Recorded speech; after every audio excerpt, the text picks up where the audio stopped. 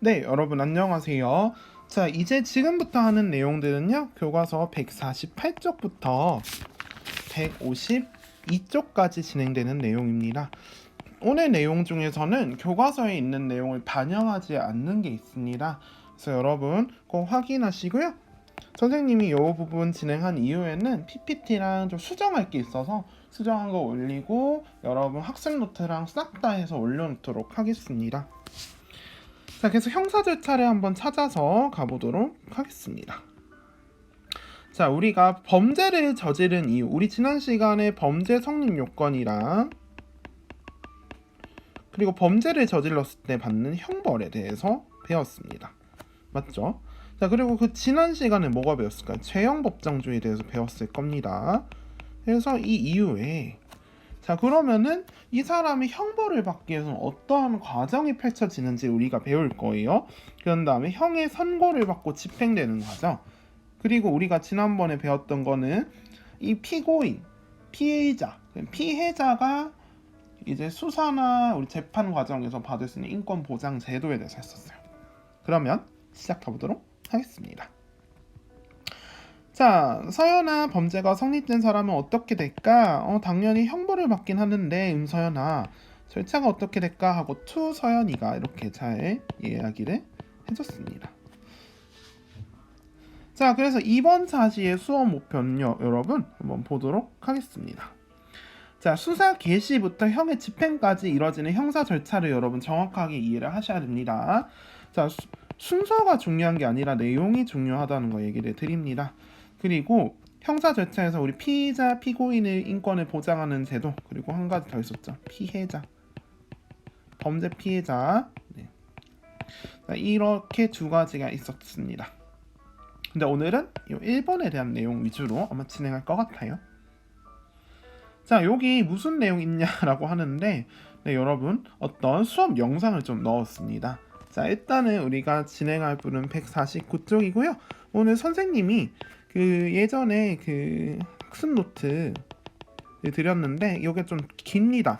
특히 자가격리 됐던 친구들 같은 경우에는 2장짜리를 못 받았을 수도 있어요. 이 2장짜리는 꼭 인쇄하시거나 해서 쓰시기 바랍니다. 자, 우리가 형사 절차라고 얘기를 하는데 형사 절차가 뭘까? 자, 교과서를 보시면은 범죄가 발생을 해서 149쪽이에요. 범죄가 발생해서 이를 수사하고 심판한 선고된 형을 집행하는 과정이다라고. 그러니까 범죄가 저질러졌을 때 수사하고 이를 심판하고 이때 선고된 형을 집행하는 과정이 형사 절차다. 그래서 이 전체가 형사 절차다라고 얘기할 수가 있겠죠.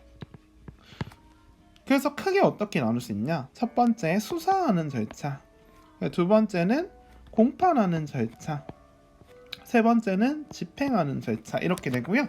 자, 우리가 첫 번째, 두 번째 때 부르는 이 사람에 대한 내용이 달라진다는 거, 요거 중요하니까 잘 보시면 좋을 것 같습니다. 자, 그리고 요 내용은요, 여러분 우리가 그 교과서 149쪽을 보면은 형법과 형사소송법 있어요. 요건 좀 얘기를 해드려야 될 것 같은데, 형법의 경우에는 어떤 범죄가 죄를 저지른 거고 범죄에 해당이 되고 어떤 행위가 그리고 이 사람에서 몇 년에 의해서 어느 정도 형벌이 나온지 그 내용이 있다면, 형사소송법은 이 형사 절차와 관련된 내용이 있습니다. 그래서 어떻게 이 사람을 수사해야 되고 어떻게 기소해야 되고 어떻게 공판을 진행해야 되는가 이런 게 나오는 게 형사소송법이에요. 그래서 여러분 형사소송법엔 절차와 관련된 내용이다라는 거를 여러분 보시면 될 것 같아요. 여기 부분에도 형사 절차를 규정한 법이 형사소송법이다라고 내용이 나와 있습니다. 자, 그래서 여러분 요거를 보시면서 여러분 필기를 해주시기 바라겠습니다. 오늘은 교과서에 없는 내용이 좀 많이 나옵니다. 자, 형사 절차는 다시 얘기했지만 범죄가 발생했을 때 수사하고 심판하고 선고된 형을 집행하는 과정이다라고 얘기해서 첫 번째 수사 절차, 두 번째 공판 절차, 세 번째 형 집행 절차로 구분된다고 얘기 드렸습니다. 자, 그러면 첫 번째 수사를 한번 봅시다. 수사는 우리 교과서에 있는 내용으로 선생님 얘기 드리면 범인을 발견한 다음에 범죄 증거를 수집하고 보존하는 활동이에요. 자, 지금은 교과서에 있습니다. 149쪽 두 번째 문단. 선생님 없는 부분을 쓰라고 얘기 드릴게요. 자, 그런데 우리 비교 부분에 고소와 고발이 있어요. 자, 요거는 왜 나왔냐? 이 수사를 하기 위해서는 여러 가지 요건이 있어요. 근데 여러분 여기서 물론 112 신고도 있고요. 여기서 빠졌는데 자, 이렇게 5가지가 있어요. 자, 첫 번째는 고소가 있어요. 고소는 자기가 직접 이 범죄 피해자이거나 이해관계자인 사람이 있어요. 이 사람이 신고하는 경우를 우리 고소라고 얘기해요. 그래서 너 고소 이렇게 얘기했을 때는 이 사람이 직접 피해를 입은 사람이구나 라고 생각하면 돼요. 근데 고발은요, 우리 뉴스 보면 갑자기 어떤 사람들이 나와서 단체로 이 사람 고발합니다 이러면서 무슨 봉투를 들고 있어. 이런 경우 뭐냐? 이 사람은 이 사람 상대방으로 인해서 직접 피해를 받은 건 아니네, 제3자구나 라고 생각하시면 됩니다. 자, 또는 자수, 제가 이런 범죄를 저질렀어요 라고 스스로 얘기를 하는 경우, 또는 그 행위를 하고 있는 그 사람을 딱 잡은 경우, 현행범 체포였습니다. 자, 이때 범죄 혐의를 받아서 수사를 하는 사람을 뭐라고 얘기하냐? 이 신분을 피의자라고 얘기합니다. 근데 이 사람, 이 피해자는요, 구속해서 수사하지 않아요. 원칙상으로는 불구속 수사입니다. 근데 우리가 구속해야 되는 사유가 있어요. 이건 잠시 뒤에 배울게요. 자, 그리고 두 번째, 이 건은 간단합니다. 이 사건을 세운다라는 거죠. 네, 이게 아닌 것 같은데, 요건 같아요. 자, 사건을 기록하고요, 접수하는 절차를 얘기합니다. 자, 아무튼 이렇게 진행이 된다라는 겁니다. 그래서 우리가 지금 수사랑 이 건까지는 했습니다. 이 건에 대한 내용은 없어서 한번 써놓으시면 되겠습니다. 자, 그리고 특히 이 내용이 없어요. 체포랑 구속은 써놓으시기 바랍니다. 자, 체포랑 구속의 차이는 기간의 차이입니다. 그래서 체포는요, 상당한 이유가 있는 피의자를 단시간 동안 보통 48시간 이내 가둬놓습니다. 하지만 마음대로 가둘 수 없어요. 뭐가 필요하냐? 법관, 판사가 발부한 체포영장이 필요합니다. 다만 긴급체포, 정말 이 사람을 잡지 않으면 안 되는 경우가 있어요. 뭐 간첩이라든지 이런 경우, 아니면 그 자리에서 그 행위를 하고 있던 현행범을 체포할 때는 사전에 영장이 없어도 체포는 가능해요. 하지만 사후 영장을 청구해야 됩니다.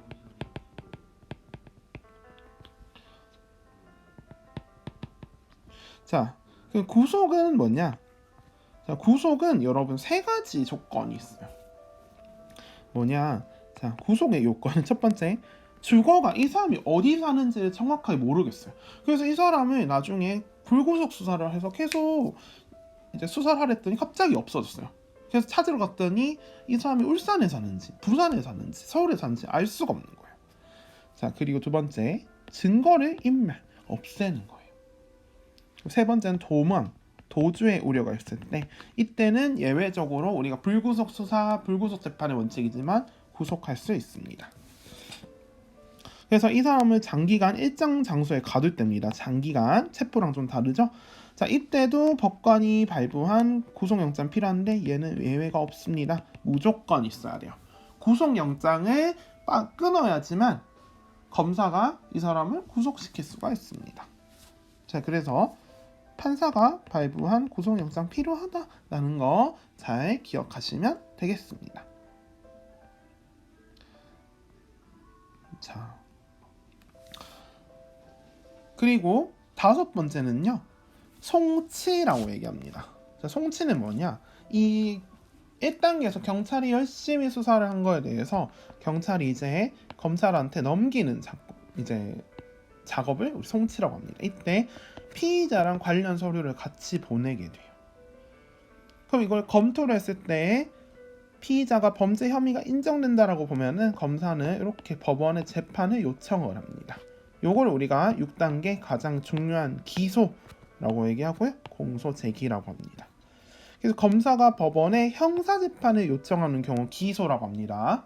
민사재판을 요청한 거는 기소랑 상관이 없어요, 여러분. 자, 이때부터는 피의자에서 피고인으로 바뀝니다.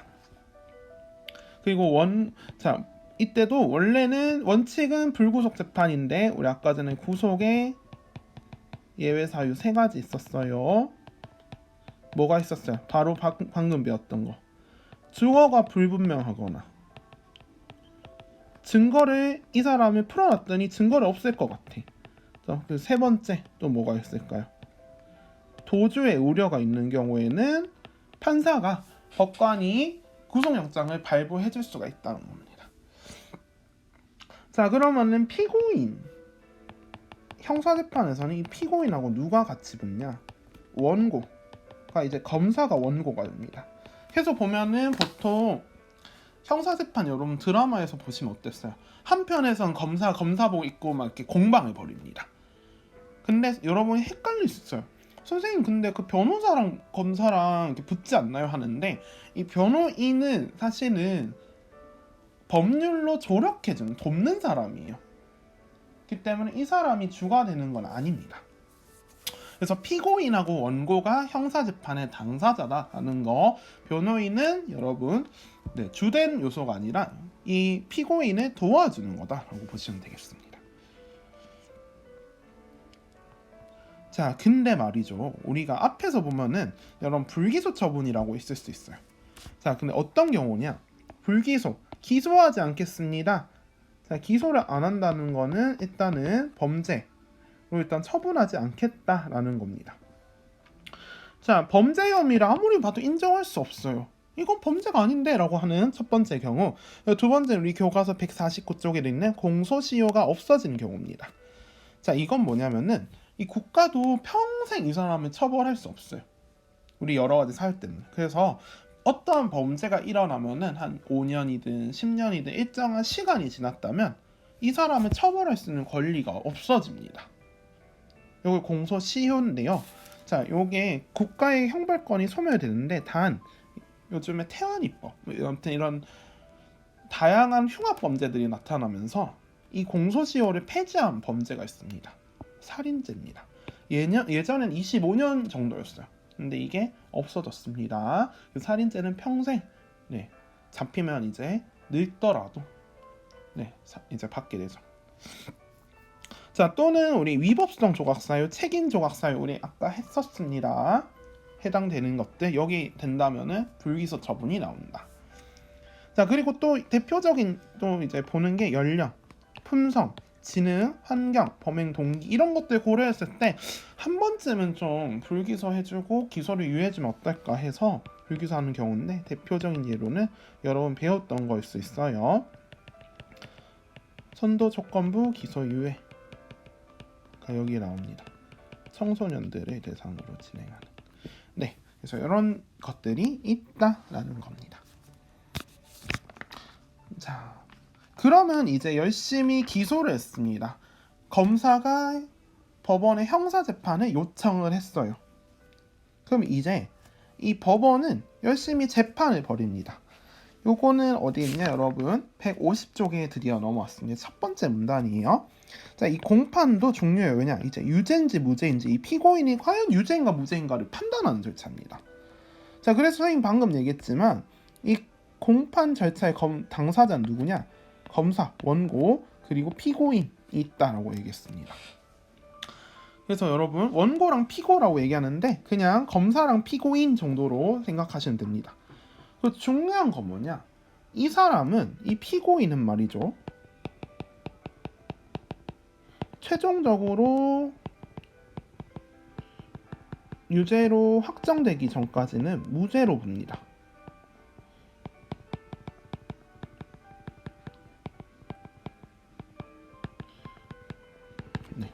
요거의 중요한 원칙, 무죄 추정의 원칙입니다. 최종적으로 유죄라고 땅땅땅 선고가 내려지기 전까지는 무죄라고 봅니다. 그래서 여러분들 우리가 무슨 사건이 있을 때 바로 이 사람 비난하면 안 돼요. 왜? 이 사람 아직 무죄입니다. 유죄 판결이 나기 전까지는요. 최종적으로.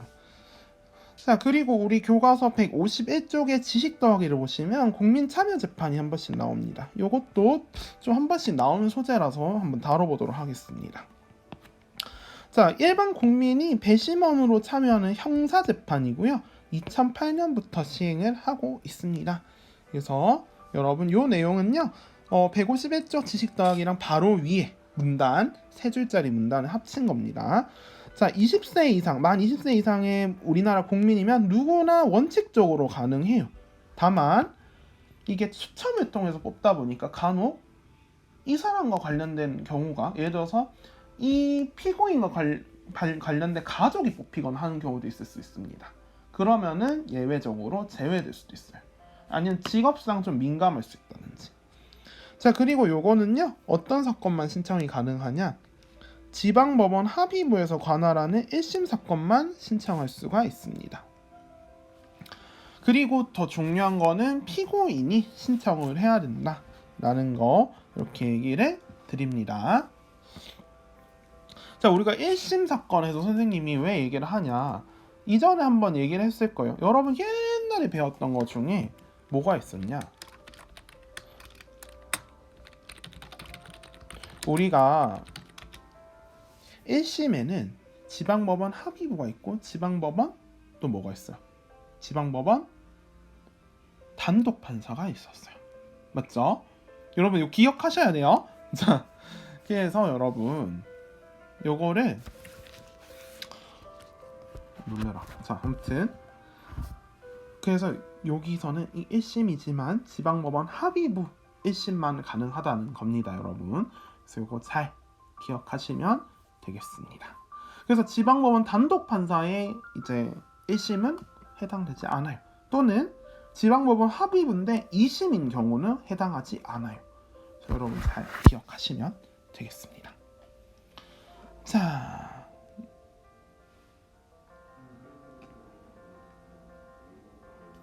요거 한번 또 보도록 하겠습니다.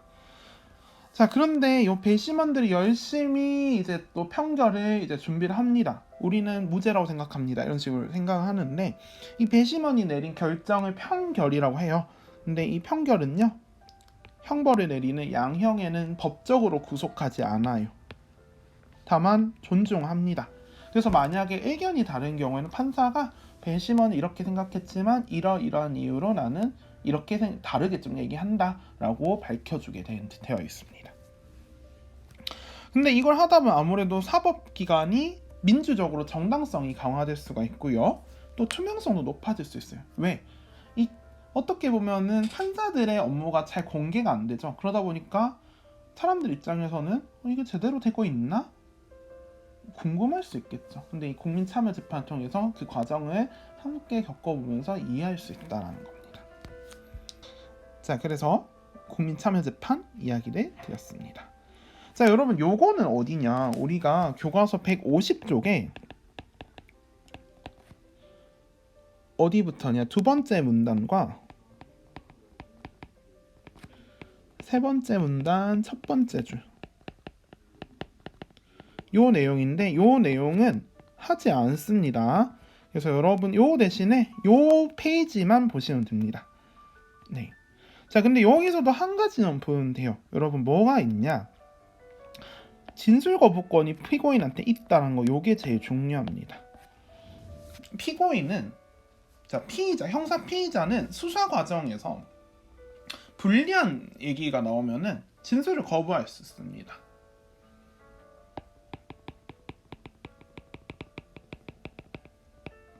자, 그리고 피고인도 이제 검사라든지, 네, 검사 계속 물어볼 수 있어요. 근데 불리하면은 진술을 거부할 수 있습니다. 그래서 요게 제일 중요해요. 그리고 요거 8가지 여러분들, 네, 너무 요거 외우는 거 아닙니다. 알겠죠? 요거 절대로 안 내요. 요거 순서 알겠죠? 그래서 그냥 피고인한테 진술 거부권이 있구나라는 정도 여러분 이해하시면 되겠습니다. 자, 그리고 마지막으로 열심히 공판까지 이제 딱 쳤어요. 공판까지 완료를 했는데 이때 판사가 봤을 때 유죄입니다. 증거를 통해서, 우리나라는 증거재판주입니다. 피고인이 유죄가 입증되면은 유죄를 판결합니다. 그 다음에 이 유죄에서 나온 형벌, 징역 몇 년에 처한다 이런 식으로 벌금 얼마에 처한다 이 형벌이 정해졌을 겁니다.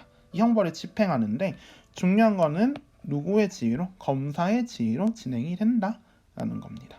그래서 이렇게 9단계에 대해서 얘기를 드렸어요. 네. 그래서 우리가 형벌에 대해서 아까 전에 배웠었잖아요. 그리고 조금 이따 또 배울 겁니다. 자, 여기선 이제 무슨 내용이 나오냐? 네, 천서진이 갑자기 막 울먹이는 이렇게 나왔었어요. 자, 그런데 말이죠. 요 형벌을 딱 내리는데 형벌이나 네, 그 전의 내용 중에 관련된 3가지 유예가 있습니다. 형벌 중 일부가 들어가 있죠. 자, 사실 이 형벌로 보기 좀 애매하기 때문에 이 내용 일단 지우도록 하겠습니다. 일단 여러분 좀 독특한 유예가 좀 나와 있다라는 거 위주로 한번 보도록 하겠습니다. 자, 한번 올려라. 자, 뭐가 있냐? 첫 번째는 집행유예가 있어요. 집행유예는 형을 선고를 했지만 형의 집행기간을 미루는 걸 얘기합니다. 자, 그래서 요게 중요해요. 자, 보통 어떻게 판결이 나나? 징역 1년에 집행유예 2년에 선고한다 하면은 요거는 개인마다 다 달라요. 그렇기 때문에 이 정해져 있는 2년이 지난 경우에 일정 기간이 지난 경우에는 선고 자체가 효력을 잃습니다. 자, 요거 어딨냐? 지금 151쪽이에요, 여러분. 잘 따라오고 계셔야 됩니다. 요거 교과서 있으니까 같이 볼게요. 자, 두 번째입니다. 선고유예가 있는데 선고 자체를 미루는 거예요. 근데 요거는 몇 년 이런 게 없기 때문에 2년 동안만 또 다른 범죄를 저지르지 않으면 형의 선고를 없었던 걸로 간주합니다. 자, 근데 여러분 중요한 건 이거예요. 둘 다 유예지만 유죄입니다. 선생님, 요거를 안 한다는 거는 2년이 지나면 이 사람이 그 형벌 안 받으면 무죄 아니에요 하지만 사실 유죄의 일종입니다. 이게 제일 중요해요. 근데 유죄이긴 한데 좀 경미한 경우에 내립니다. 네, 좀 형벌이 이제 좀 가벼운 쪽에 좀 속하는 거죠. 왜냐하면 자유형을 실제로 집행하지 않으니까요. 이 사람이 근데 예를 들어서 이 사람이 집행유예 기간이나 선고유예 기간인데 또 다른 범죄를 저질렀어요. 그럼 이전의 건까지 합쳐서 네, 유예했던 거를 취소하고 다시 처벌을 하게 됩니다. 자, 그러면 또 넘어가 보도록 하겠습니다. 세 번째 유예는요, 아까 전에 우리가 기소 과정에서 나왔던 유예인데요, 피고인을 참작해서 내리는 마지막 유예예요. 얘는 유죄가 아닙니다. 범죄 성립 안 하는 경우였어요. 자, 범죄 혐의는 좀 인정은 되지만 검사가 여러 가지 상황을 고려했을 때 기소하지 않는 경우였습니다. 자, 그래서 대표적으로 선도조건부 기소유예가 있다라는 거였습니다. 자, 그리고 여러분 요 151쪽의 내용을 한번 볼게요. 자, 형사재판은요 3심제입니다. 1심, 2심, 3심. 자, 1심에서 2심 넘어가는 게 뭐였어요? 항소였고요. 2심, 3심 넘어가는 게 상고였습니다. 자, 예를 들어서 1심 재판에 딱 들어보고 피고인이나 검사 모두 불만 있으면은 요 합친 상소를 가능합니다. 상급법원으로 올리는 거를 상소라고 얘기했죠. 상소 가능해요. 자, 둘 중 하나만 할 수도 있습니다.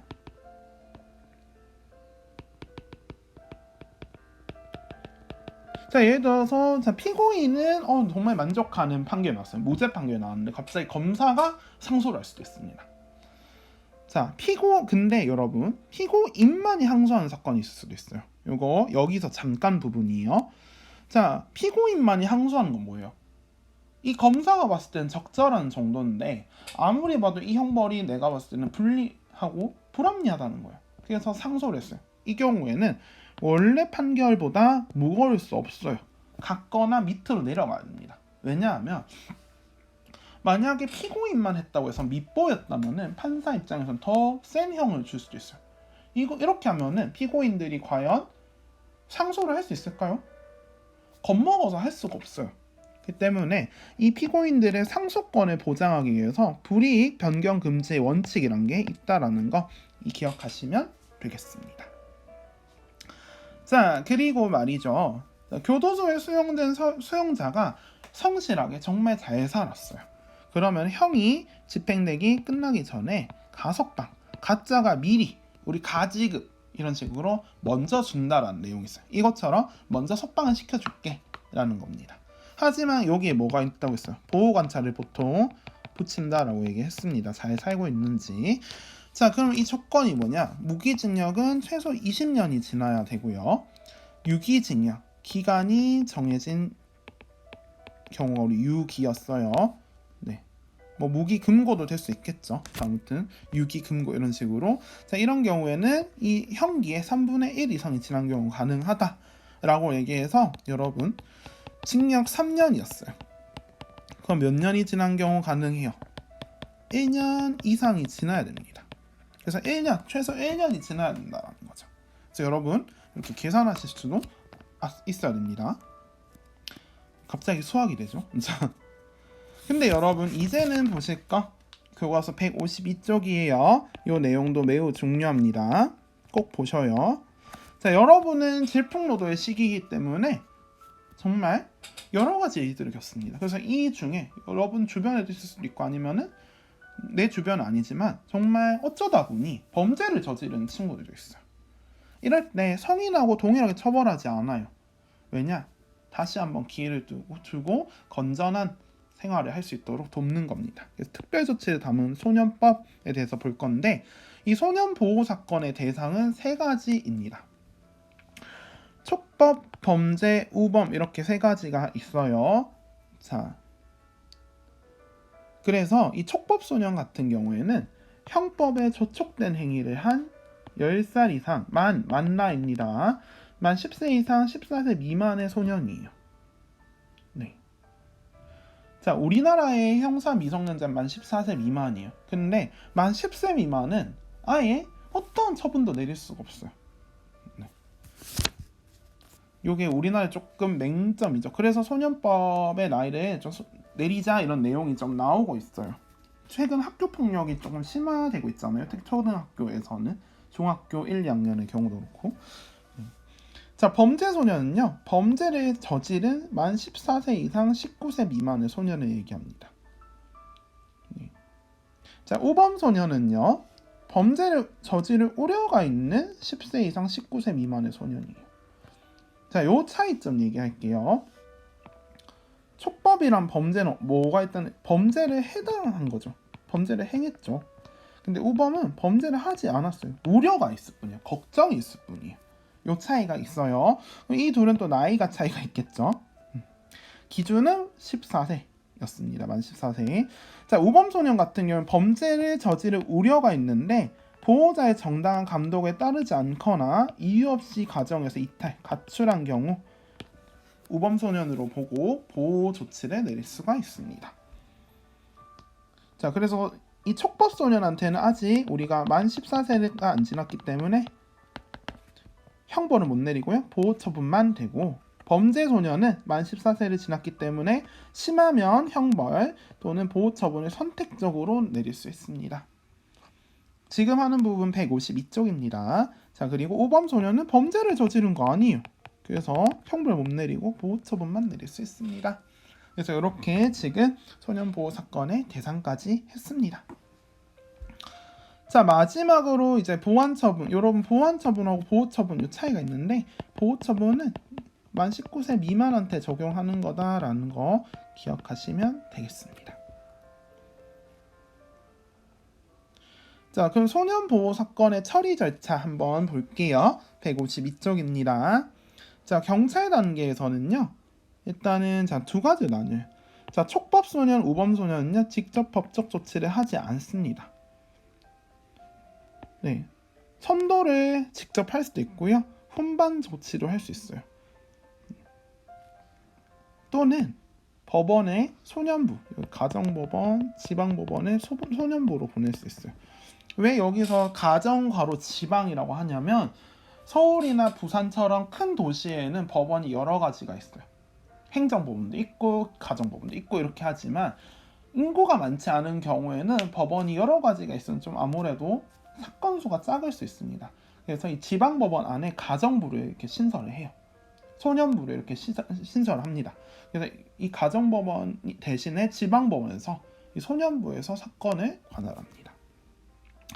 자, 범죄 소년은 원칙적으로 검사한테 보냅니다.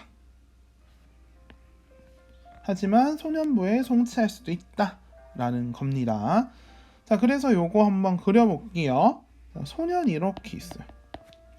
자, 그래서 1단계 경찰입니다. 경찰이 봤을 때 자기가 요거는 조금 한마디 하고 풀어도 되겠다. 훈방 조치할 수 있어요. 자, 그런데 말이죠. 조금 그런 경우에는 이 친구는 조금 한번 소년부에 갈 필요가 있겠어 라고 이렇게 보낼 수도 있습니다. 송치할 수 있어요. 자, 근데 범죄 소년 같은 경우 원칙적으로는 누구한테 보내냐? 검사한테 보냅니다. 검찰에 보내죠. 네, 이렇게 얘기를 드렸어요. 자, 또 시작을 합시다. 그럼 이제 검찰 단계에 와서는 어떻게 했냐? 검찰은 이 소년의 품행, 그동안 어떻게 사는지 경력, 가정 환경을 조사하는 소년 분류 심사제를 진행합니다. 그 다음에 정말 지금까지 착하게 살았는데 정말 배가 고파서 모르고 손을 댔어요. 편의점 음식에. 이런 경우처럼 하는 경우를 우리 선도, 이런 경우 한 번은 너를 봐줄게, 이런 조건을 해. 그 대신에 너를 기소하지 않을게 라고 하는 선도조건부 기소유예를 내리기도 합니다. 자, 또는 자, 경미한 경우에는 보호처분을 내릴 수가 있다고 했었죠. 아까 범죄 소년의 경우에도. 자, 근데 말이죠. 어떻게 했냐? 심한 경우에는 이제 형사법원으로 보내기도 합니다. 이제 재판을 받아서 형벌을 받아야겠다라고 생각을 하는 거예요. 네. 여기까지 이해되시나요? 자, 그래서 여러분 이렇게까지 얘기를 드렸고요. 자, 3단계 법원 절차에 대해서 한번 보도록 하겠습니다. 이 가정법원 소년부에서 내린 보호처분은요, 사실 전과 기록이 안 남아요. 소년부에서는 우리가 1호부터 10호 처분까지 있습니다. 선생님 계속 9호 처분이라고 얘기했는데 10호이고요. 그래서 여러분들 보시면은 가장 센 게 뭐였냐? 소년 보호 처분의 가장 큰 거는요. 선생님이 지금 한번 찾아보고 있는데, 자, 10호 처분은 장기간, 선생님이 얘기했었죠. 2년 이내로 6개월 이상 2년 동안 소년원에 송치하는 거다라는 거였습니다. 그래서 소년원에 가는 게 조금 이 숫자가 좀 높은 편이에요. 8, 9, 10호 처분. 네.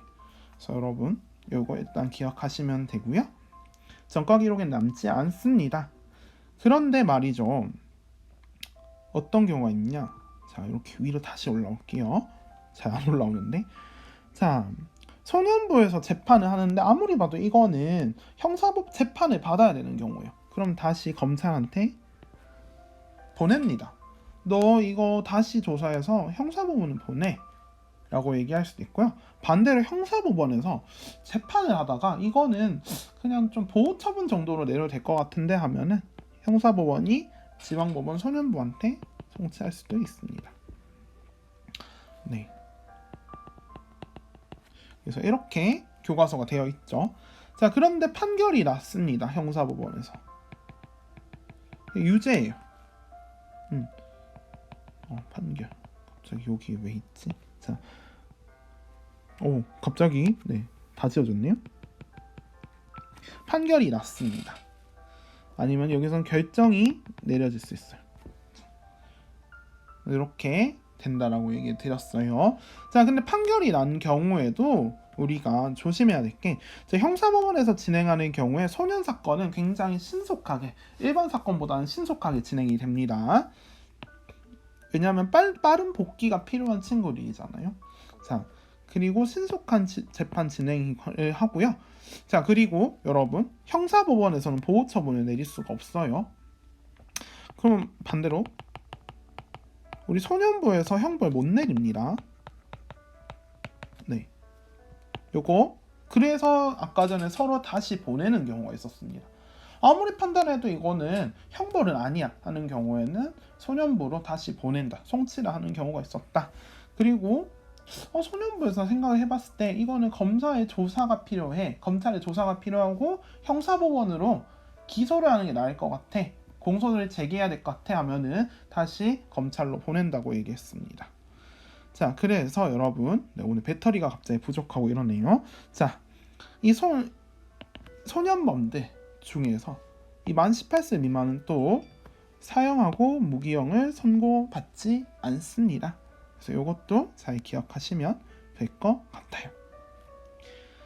자, 그래서 이렇게 똑같은 내용을 선생님 이렇게 같이 넣어버렸네요. 자, 아무튼 여러분 오늘은 여기까지 하고요. 자, 수능 특강 문제는 조금 뒤에 바로 풀어서 올려드리도록 하겠습니다. 여러분 고생하셨고요. 자, 바로 뒤에 153에서 154 잘 보시고 우리는 주말 끝나고 월요일에 뵙겠습니다. 자, 수고하셨어요.